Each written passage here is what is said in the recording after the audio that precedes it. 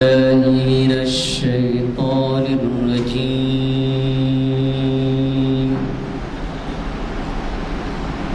بسم الله الرحمن الرحيم.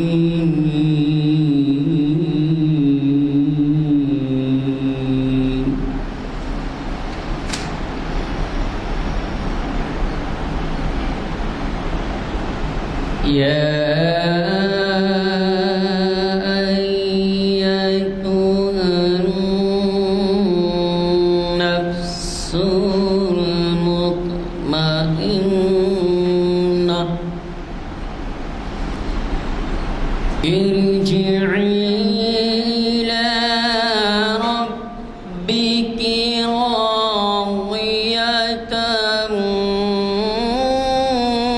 مرضية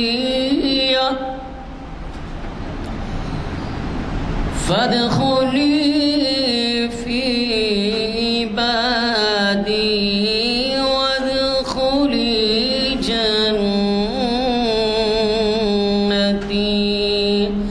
صدق الله العظيم. اللہ وبرکاتہ. اعوذ باللہ من الشیطان الرجیم. بسم اللہ الرحمن الرحیم.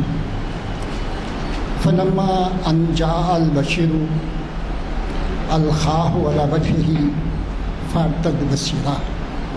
صدق اللہ العظیم. برادران اکرام، یہ آیت سورہ یوسف کی 96ویں آیت کا درمیانی حصہ ہے. اس کے اندر یہ بتایا گیا کہ جب خوشخبری دینے والے نے آ کر کرتے کو، قمیص کو جب یعقوب علیہ السلام کے چہرے پر ڈالا تو فوراً ان کی بینائی لوٹ کر آ گئی. صدق اللہ العظیم. یہ جو ہے مفہوم ہے اس کا.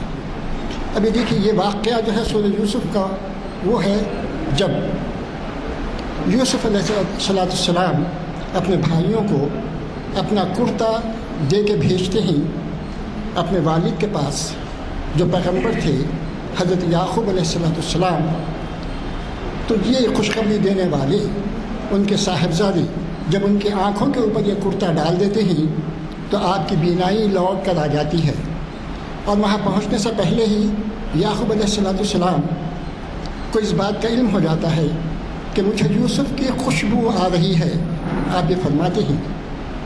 تو یہ تو ایک واقعہ ہے ہم سب کے لیے، لیکن اس بات پہ غور کیجیے آپ کہ قرآن ہمیشہ تدبر، غور و فکر، آیات کی تہ تک پہنچنے کی ہم کو ہمیشہ تاکید کرتے رہتا ہے. اب یہی وہ الفاظ ہیں، یہی قرآن کی آیت ہے جس کے بموجب سائنسدانوں نے، ریسرچ اسکالرس نے اس بات کی تحقیق کی کہ آخر کیا بات ہے کرتے کے اندر جو ہے ان کو بینائی کے لوٹانے کا سبب بنا.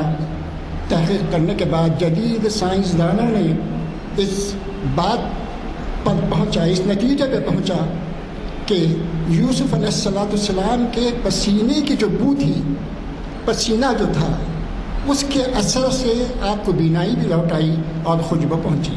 اس کے اوپر تحقیق کیے اور اس کے بعد میں جو ہے اب آج کی جو ہے ماڈرن سائنس ایک دوا ایجاد کی ہے جو انسانی پسینے سے آنکھوں کی امراض کا علاج کرتی ہے.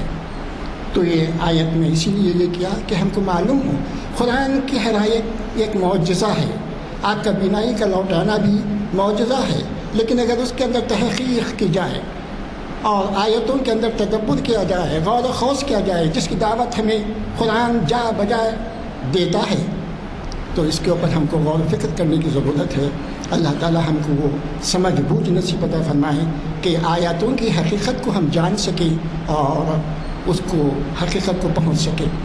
آج کے پروگرام کے بارے میں، آج تاریخ اسلام کی 965ویں نشست ہے جو بعد نماز عصر کانفرنس ہال جامعہ مسجد گن فاؤنڈری میں منعقد ہو رہی ہے۔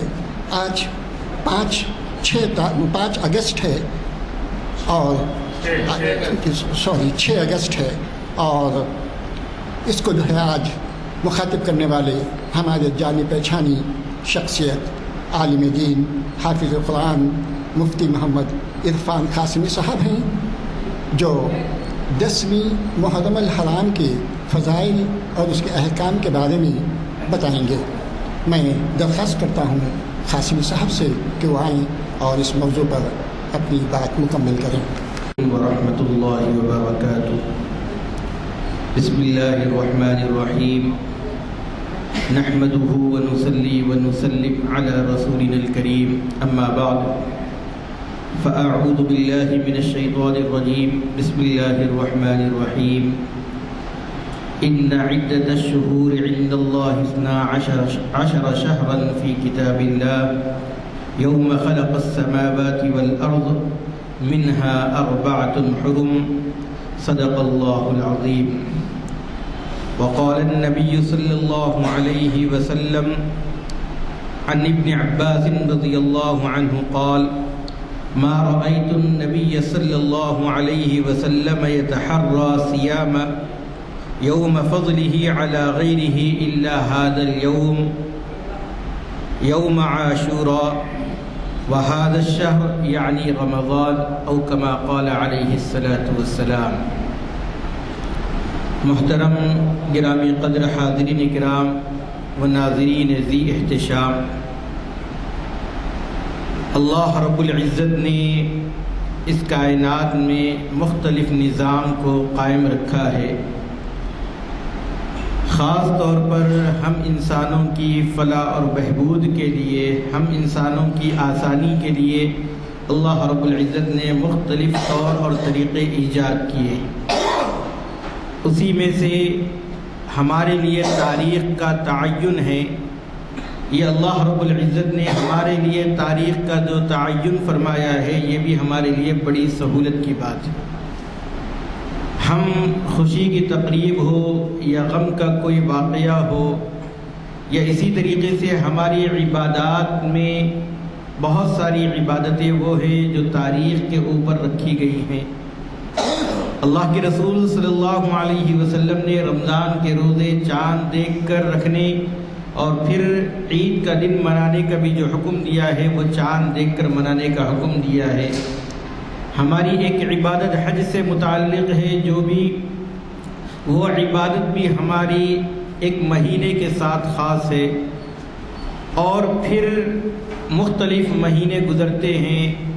ہمیں بہت سے مالی معاملات کے اندر لوگوں کو تاریخ دینا ہوتا ہے، اس لیے انسان کی ابتدا ہی سے اللہ رب العزت نے تاریخ کا رواج رکھا ہے۔ یہ الگ بات ہے کہ جس طریقے سے آج تاریخ کو محفوظ کیا جاتا ہے، زمانے جاہلیت میں یا اس سے پہلے ان تاریخ کا اہتمام اس طریقے سے نہیں کیا جاتا تھا۔ آپ دیکھیں گے تاریخ کس طریقے سے ہے، تو بعض مرتبہ تاریخ کی اہمیت اس بات پر ہوتی ہے کہ لوگ اس کو کسی کی پیدائش پر رکھ دیتے ہیں، کسی کے سانحے پر، کوئی اہم واقعے پر تاریخ کا اندراج ہوتا ہے۔ اللہ کے رسول صلی اللہ علیہ وسلم کی پیدائش سے پہلے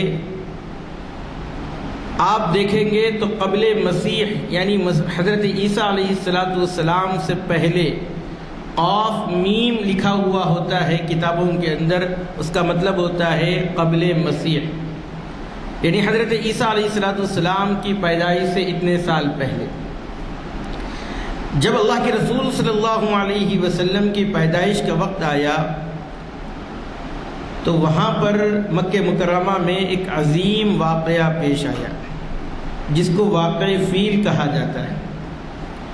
یہ واقعہ ابرہہ خانہ کعبہ کو ڈھانے کے لیے چلا تھا، لیکن اللہ رب العزت نے اپنے بیت اللہ کی حفاظت فرمائی، اور ایک چڑیوں کا، ایک چھوٹا سا لشکر جو ہے ابرہہ کو پورا تہس نہس کر دیا. اس کو عام الفیل کہا جاتا ہے. یہ عام الفیل بھی اہمیت کا حامل ہے. اللہ کے رسول صلی اللہ علیہ وسلم اسی سال پیدا ہوئے، اور پھر بعد کے صحابہ کرام کی پیدائشوں کے سلسلے میں اگر معلوم کیا جاتا ہے تو کہا جاتا ہے کہ عام الفیل سے 6 سال بعد پیدا ہوئے، 6 سال پہلے پیدا ہوئے، عام الفیل کے فلاں وقت ان کی پیدائش ہوئی. اس طریقے کی کتابوں کے اندر ان کی تواریخ کو درج کیا گیا ہے. پھر اللہ کے رسول صلی اللہ علیہ وسلم کی بعثت ہوئی، یعنی آپ کو نبی بنایا گیا، تو بعثت کے اوپر بھی تاریخ کو متعین کیا گیا. بعثت نبوی سے پہلے کا واقعہ، بعثت نبوی کے بعد کا واقعہ، اور بعثت نبوی کے 3 سال بعد، 4 سال بعد، اس طریقے کے رواج موجود تھے. لیکن دنیا میں جو 3 طریقے رائج ہوئے ہیں تاریخ کو محفوظ کرنے کے لیے، وہ شمسی نظام ہے، قمری نظام ہے، نجومی نظام ہے. لیکن اللہ رب العزت نے ہم انسانوں کو یعنی امت محمدیہ کو جو طریقہ دیا ہے وہ بہت سمپل ہے، بہت آسان ہے. ہر دیہات میں رہنے والا شخص، ہر شہر میں رہنے والا شخص اس نظام کو آسانی کے ساتھ فالو کر سکتا ہے. اور وہ نظام کیا ہے؟ قمری نظام اللہ رب العزت نے ہمیں دیا ہے. اور چاند کی مختلف حالتوں کو دیکھنے کے بعد ہمیں اندازہ ہو جاتا ہے کہ آج چاند کی فلاں تاریخ ہے، آج فلاں تاریخ ہے. اس کے برخلاف جو نجومی نظام ہے یا شمسی نظام ہے، یہ بہت باریک ہے اور اس میں بہت اختلاف پایا جاتا ہے. اللہ کے رسول صلی اللہ علیہ وسلم سے جب سوال کیا گیا تھا چاند کے بارے میں تو قرآن کریم نے جواب دیا، یسألونک عن الأہلہ قل ہی مواقیت للناس. یہ لوگوں کے لیے وقت متعین کرنے کا ذریعہ ہے. تو چاند کس طریقے سے آپ متعین کر سکتے ہیں؟ اگر چاند پورا مکمل آ گیا تو ہم میں سے ہر ایک جانتے ہیں کہ وہ کون سی تاریخ ہے. 14ویں کا چاند مشہور ہے اس لیے کہ 14ویں کے چاند میں چاند جو ہے مکمل اپنے شعاؤں کے ساتھ اپنی نورانی بکھیرتا ہے، اور یہ سب کو معلوم ہے. تو اللہ رب العزت نے ہمیں جو نظام دیا ہے وہ قمری نظام دیا ہے. اور پھر اس کا آغاز جو ہوتا ہے وہ ماہ محرم الحرام سے ہوتا ہے. میں نے جو تمہید مانی ہے وہ دراصل اسی وجہ سے مانی ہے کہ ہمیں ماہ محرم کے آغاز پر کہیں آپ کو اپنے محلے کے اندر کوئی پٹاخے چھوڑتے ہوئے نظر نہیں آیا، کوئی آپ کو جو ہے ایک دوسرے کو مبارکباد دیتے ہوئے نظر نہیں آئے. اور اسی طریقے سے اس وقت ہمارے معاشرے کے اندر، ہماری سوسائٹی کے اندر، ہمارے محلوں کے اندر کبھی بھی کوئی بیکری والوں نے وہ ایسا اہتمام نہیں کیا کہ وہاں پر کیک باہر رکھے جائیں، لوگ اس کو خریدے کاٹے. یہ سب نہیں ہوا ہے. کیوں نہیں ہوا ہے؟ یہ طریقہ نہ اسلام نے ہمیں بتایا ہے اور نہ یہ اسلام کے ماننے والے ان طریقوں کو اپناتے ہیں. اللہ کے رسول صلی اللہ علیہ وسلم نے ہمیں ہر چاند دیکھتے وقت ایک دعا پڑھنے کا تلقین کی ہے، اللہم اہلہ علینا بالیمن والایمان. یہ دعا اگر ہم پڑھ لیں گے تو اللہ کے رسول صلی اللہ علیہ وسلم کی ایک سنت ادا ہو جائے گی.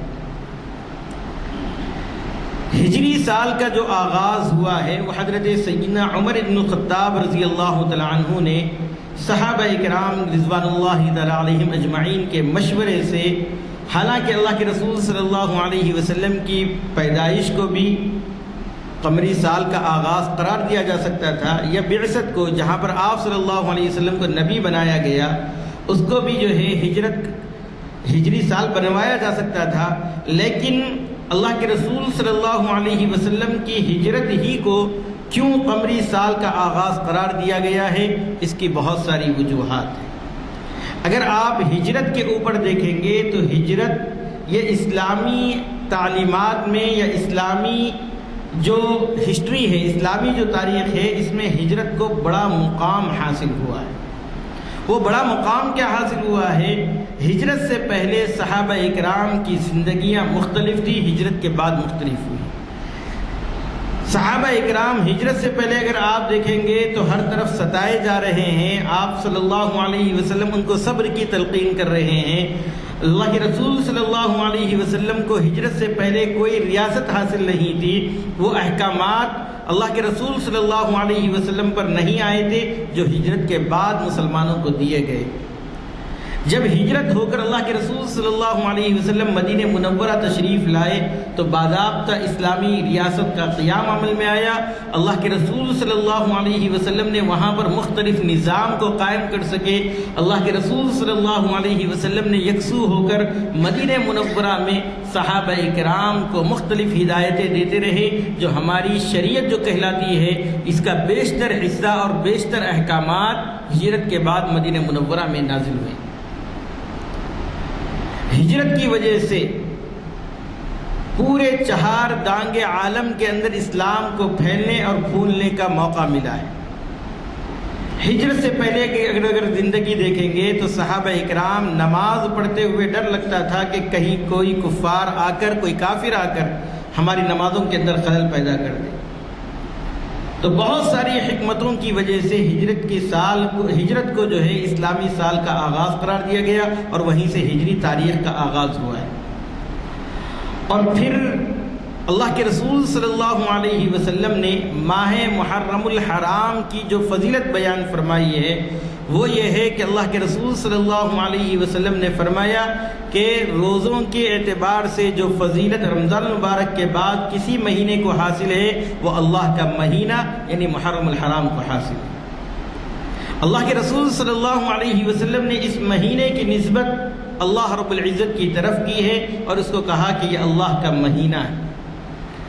آپ دیکھیں گے کہ پوری جگہوں میں سے اگر کسی جگہ کی نسبت اللہ رب العزت کی طرف کر دی جائے، جیسے مسجد ہے اس کو کہا جاتا ہے بیت اللہ، تو اس کی اہمیت کس طریقے سے بڑھ جاتی ہے۔ پوری کتابوں کے اندر اگر کسی کتاب کو اگر آپ دیکھیں گے اور اس کی نسبت یہ کہیں گے کہ یہ کتاب اللہ ہے تو پھر اس کی اہمیت بڑھ جاتی ہے، ہمیں بغیر وضو کے اس کو چھونے کی اجازت نہیں ہے۔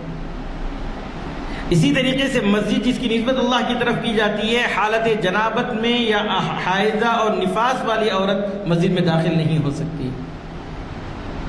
اسی طریقے سے میرے بھائیوں، اللہ کے رسول صلی اللہ علیہ وسلم نے اس مہینے کو اللہ کا مہینہ قرار دیا ہے، تو اس کے اندر جتنی عبادتیں کی جائے گی، جتنا نفل روزوں کا اہتمام کیا جائے گا، اس کا جو ثواب ہے وہ اور دیگر مہینوں کے اعتبار سے اس میں بڑھ جائے گا۔ اور پھر اس میں خاص طور پر عاشورے کی روزے کی فضیلت، جیسے میں نے خطبے کے اندر حدیث پڑھی ہے، حضرت عبداللہ ابن عباس رضی اللہ عنہ فرماتے ہیں کہ رمضان کے مہینے کے بعد اگر کسی نفل روزے کا اللہ کے رسول صلی اللہ علیہ وسلم اہتمام کرتے تھے، اور میں نے آپ کو دیکھا ہے کہ کبھی آپ نے اس میں ناغہ نہیں فرمایا ہے، تو وہ عاشورے کا روزہ ہے۔ لیکن اللہ کے رسول صلی اللہ علیہ وسلم کو پتہ چلا، وہ فرماتے ہیں کہ اللہ کے رسول صلی اللہ علیہ وسلم کو جب پتہ چلا کہ یہود بھی اس مہینے میں روزہ رکھتے ہیں، میرے بھائیوں ذرا غور کیجئے، اللہ کے رسول صلی اللہ علیہ وسلم کو جب پتہ چلا کہ یہود بھی اس دن روزہ رکھتے ہیں، معلوم ہوا کیوں روزہ رکھتے ہیں، تو کہا کہ اس دن حضرت سیدنا موسیٰ علیہ السلام کو فرعون سے نجات ملی تھی، اس لیے بطور شکرانے کے وہ لوگ روزہ رکھتے ہیں۔ اللہ کے رسول صلی اللہ علیہ وسلم نے فرمایا خالف الیہود، یہود کی مخالفت کرو اور ایک دن پہلے یا ایک دن بعد جو ہے روزے کو ملا لیا کرو۔ یہ جو اللہ کے رسول صلی اللہ علیہ وسلم نے روزے کو ایک دن یا ایک دن کے بعد ملانے کا حکم دیا ہے، یہ دراصل جو عبادت یہودیوں کے یہاں رائج تھی اس سے مسلمانوں کی مشابہت کو ختم کرنا تھا، اس لیے اللہ کے رسول صلی اللہ علیہ وسلم نے 2 دن روزہ رکھنے کا اہتمام فرمانے کی تلقین فرمائی ہے۔ 2 دن روزہ رکھنے کے لیے اللہ کے رسول صلی اللہ علیہ وسلم نے کہا ہے۔ اب اندازہ کیجئے کہ ایک عبادت جس کا مقصد قرب الہی ہے، جس کا مقصد یہ ہے کہ ہم اپنے گناہوں سے پاک و صاف ہو جائیں، اللہ کے رسول صلی اللہ علیہ وسلم نے ایک عبادت میں غیر مذہب کی مشابہت اختیار کرنے سے منع کیا ہے اور اس کے مقابل میں 2 دن روزہ رکھنے کے لیے حکم دیا ہے، تو میرے بھائیوں اگر ہماری پوری زندگی یہودیوں کی مشابہت ہو جائے، پوری زندگی عیسائیوں کی زندگی کی مشابہت ہو جائے، اگر پوری زندگی یہود و نصارہ اور مشرکین کی مشابہت ہماری زندگی میں آ جائے، تو کس درجہ ہم ذلیل و خوار ہونے والے۔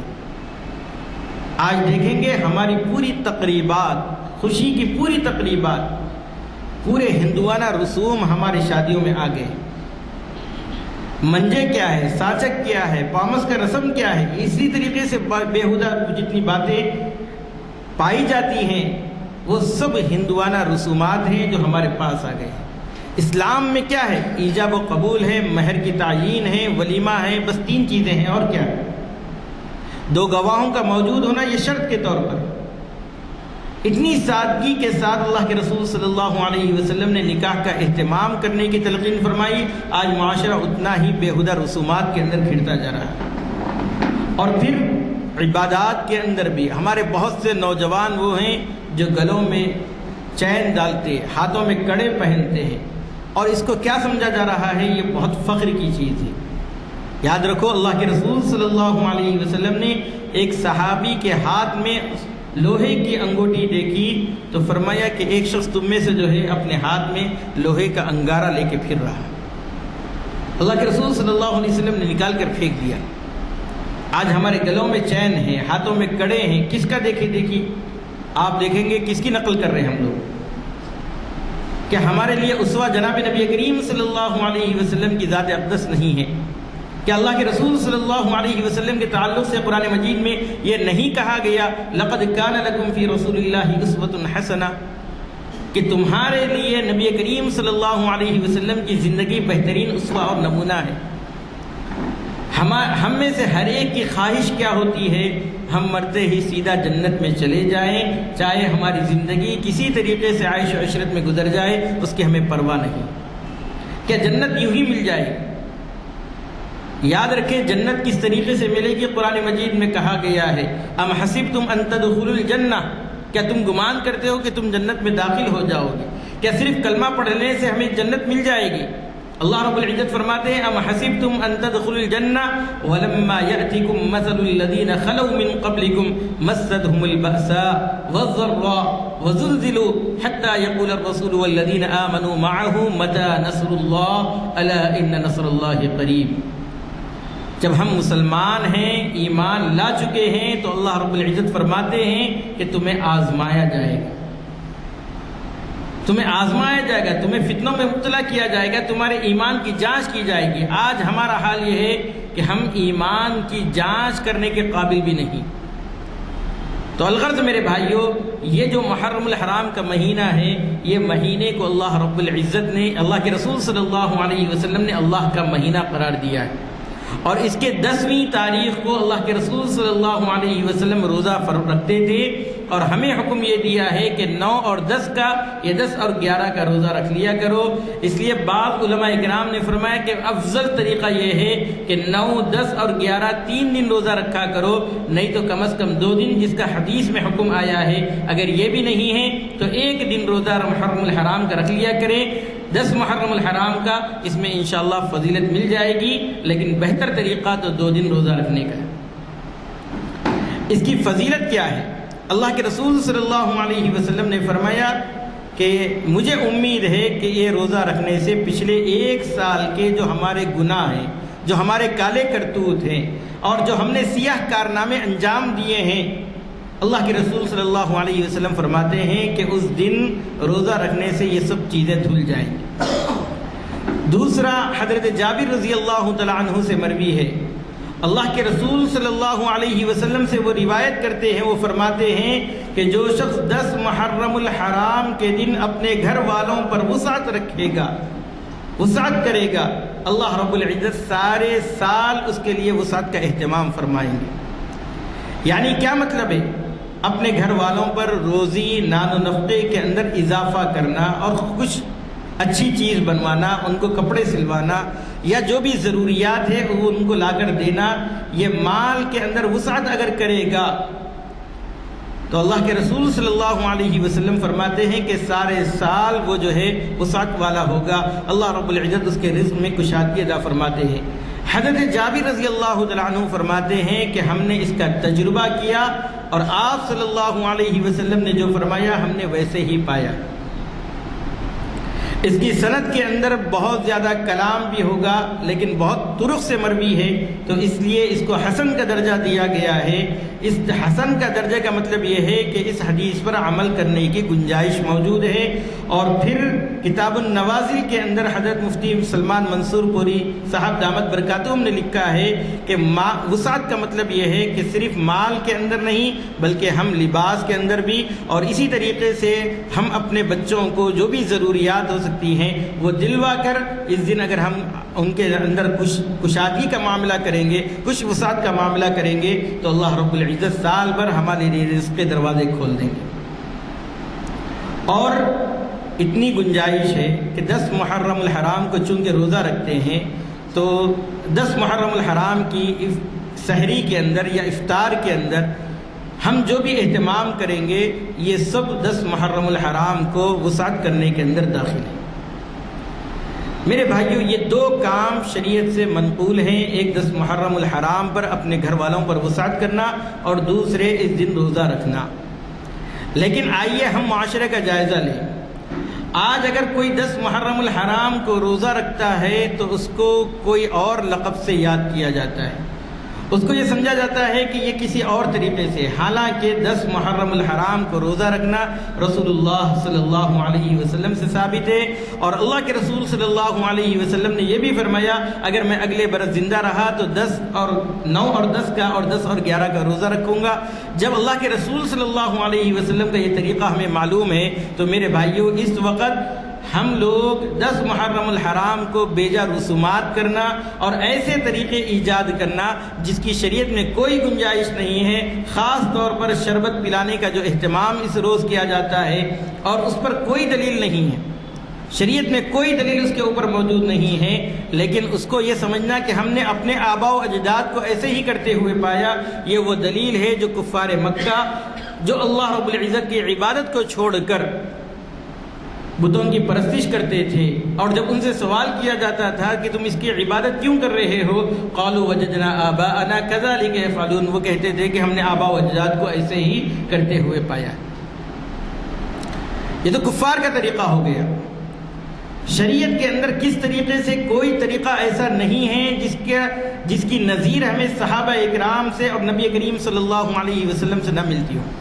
اللہ کے رسول صلی اللہ علیہ وسلم نے صحابہ اکرام کے سامنے امت محمدیہ کے 73 فرقوں کا ذکر کیا، کہا کہ بنی اسرائیل 72 فرقوں میں بٹ گئی، میری امت 73 فرقوں میں بٹ جائے گی، اور صرف نجات والی جو جماعت ہوگی وہ ایک ہی فرقہ ہوگا، وہ ایک ہی جماعت ہوگی۔ اللہ کے رسول صلی اللہ علیہ وسلم سے پوچھا گیا کہ وہ کون سی جماعت ہے جس کو نجات ملے گی، تو فرمایا ما انا علیہ و اصحابی، جس پر میں اور میرے صحابہ کامزن ہوں، یعنی میرے اور میرے صحابہ کے طریقے پر ہی جنت نصیب ہوگی، اس کے علاوہ کسی اور طریقے پر نہیں ہوگی۔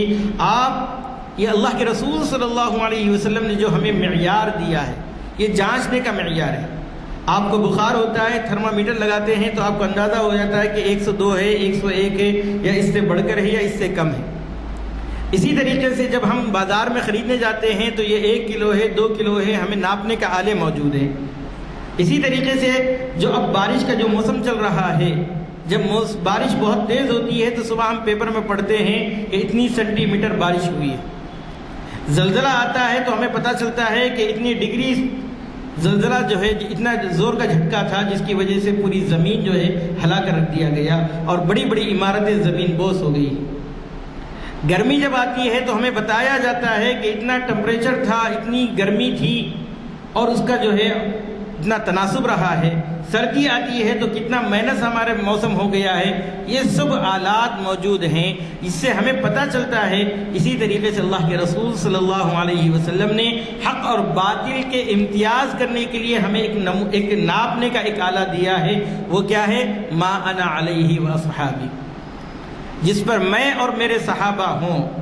اور جو لوگ صحابہ کو چھوڑ کر غیر طریقہ اختیار کرتے ہیں، نبی کو چھوڑ کر دوسرا طریقہ اختیار کرتے ہیں، یاد رکھے وہ طریقہ بالکل باطل ہے، وہ حدیث اور سنت سے ثابت نہیں ہے۔ تو یاد لیجئے کہ جو صحابہ اکرام سے کٹ گیا وہ دراصل اہل حق سے کٹ جاتا ہے۔ اس لیے میرے بھائیوں، جتنے محرم الحرام کے فضائل ہیں اور اسی طریقے سے محرم کے مہینے کے اندر جو کام کرنے کے ہیں وہ ہمیں معلوم کرنا چاہیے۔ خاص طور پر اس محرم الحرام کے مہینے میں ہم دیکھتے ہیں کہ چھوٹے بچوں کو ہرے کپڑے پہنائے جاتے ہیں، ہری چوڑیاں اور بچیوں کے اس میں ڈالی جاتی ہے، پہنائی جاتی ہے۔ آپ ذرا اولڈ سٹی کا معائنہ کر کے آ جائیے، وہاں پر آپ کو دو چیزیں بکتی ہوئی نظر آئے گی، یا تو کالے کپڑے بکتے ہوئے نظر آئیں گے یا ہرے کپڑے بکتے ہوئے نظر آئیں گے۔ آپ پوچھیے کہ اس کا کیا تعلق ہے؟ کہ اللہ کے رسول صلی اللہ علیہ وسلم کے زمانے میں ایسا ہوا ہے؟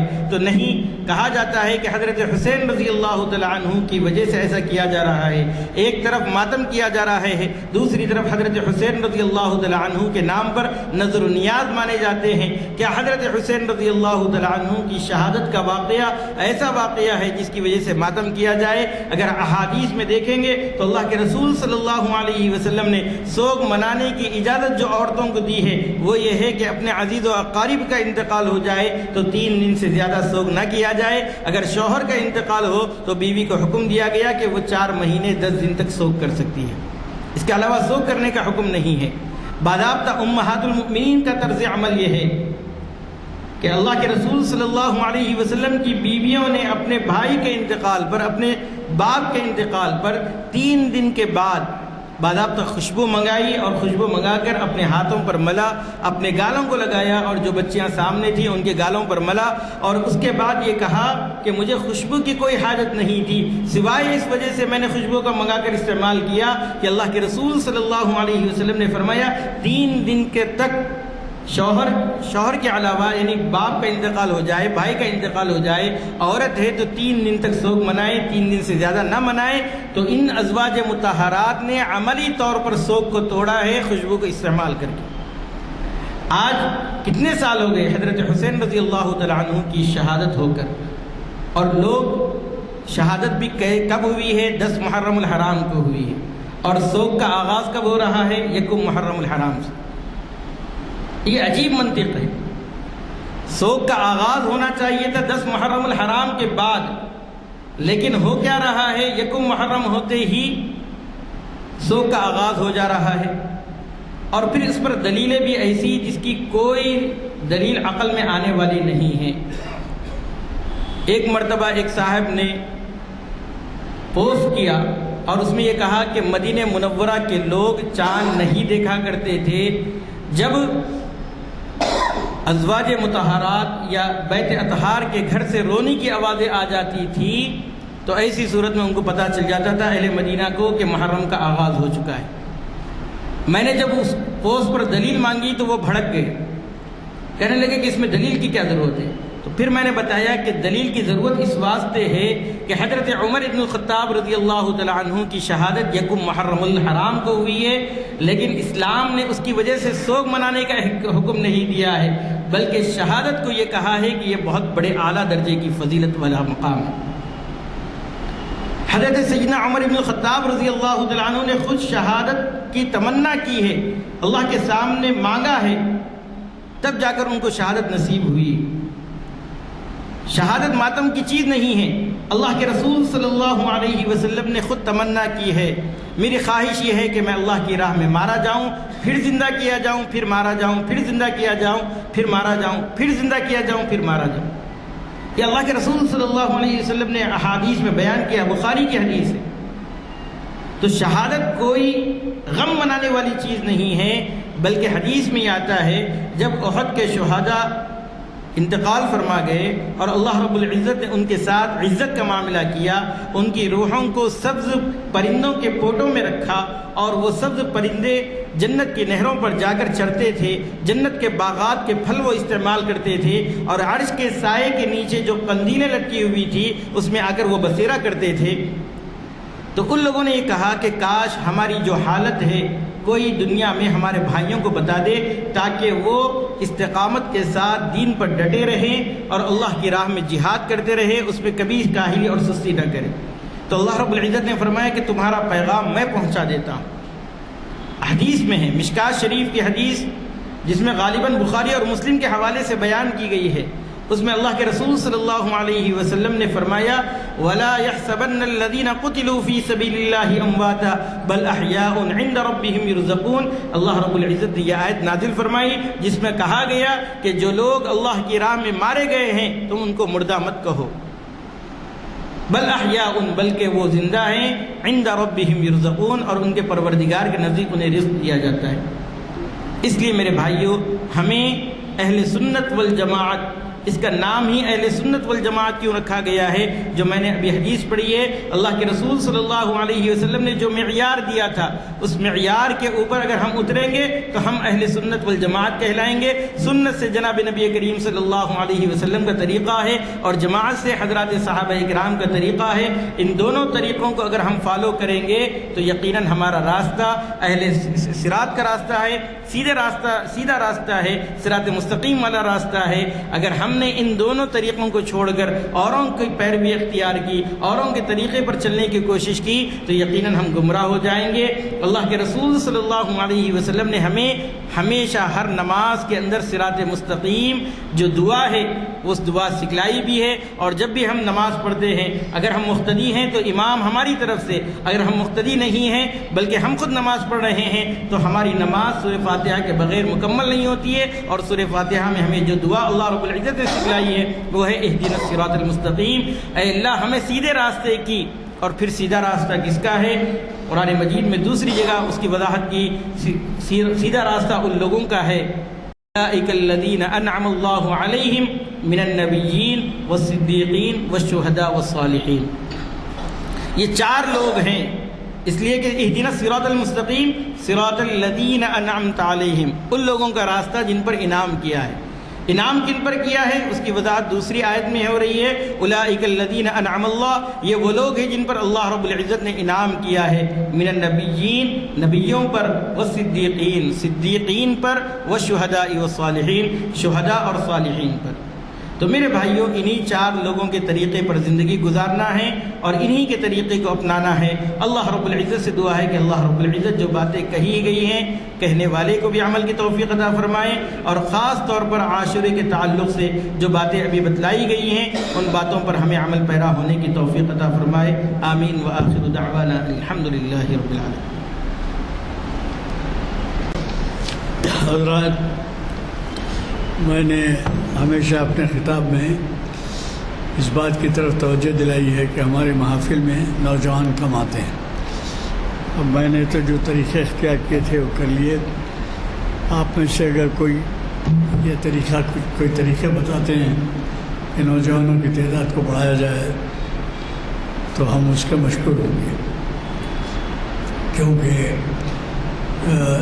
نوجوان جو ہیں آئندہ کے جانشین ہیں آپ کے، اور پھر جب وہ اس ایسی محفلوں سے گریز کریں گے یا اس میں شرکت کی افادیت کو نہیں سمجھیں گے تو پھر یہ محافل بھی برخاست ہوتی ہوئی نظر آئے گی۔ مجھے قوی توقع ہے کہ آپ خود بھی کچھ ہم کو تجاویز دیں گے کہ نوجوانوں کی تعداد کس طریقے سے بڑھائی جائے۔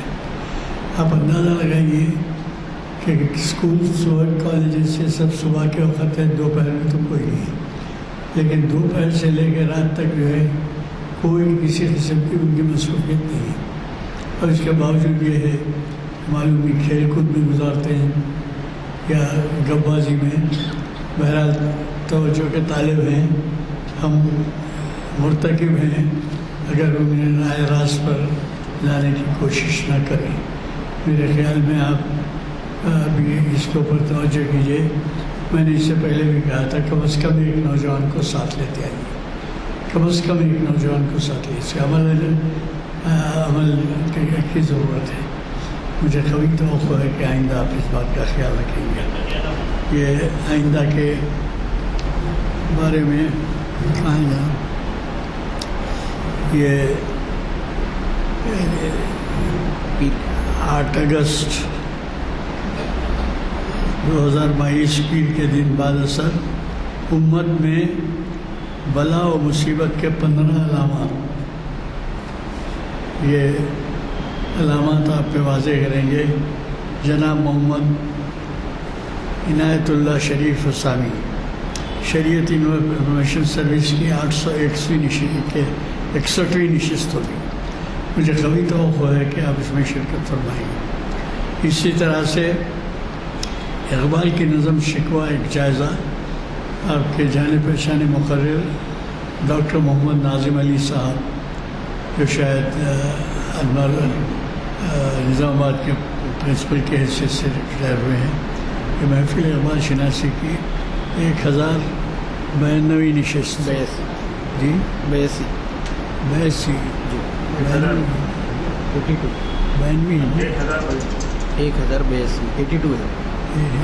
1082 نشست مخاطب کریں گے. کبھی توقع ہے کہ آپ اس سے استفادہ کریں. دعا کی گزارش. درود شریف پڑھیں.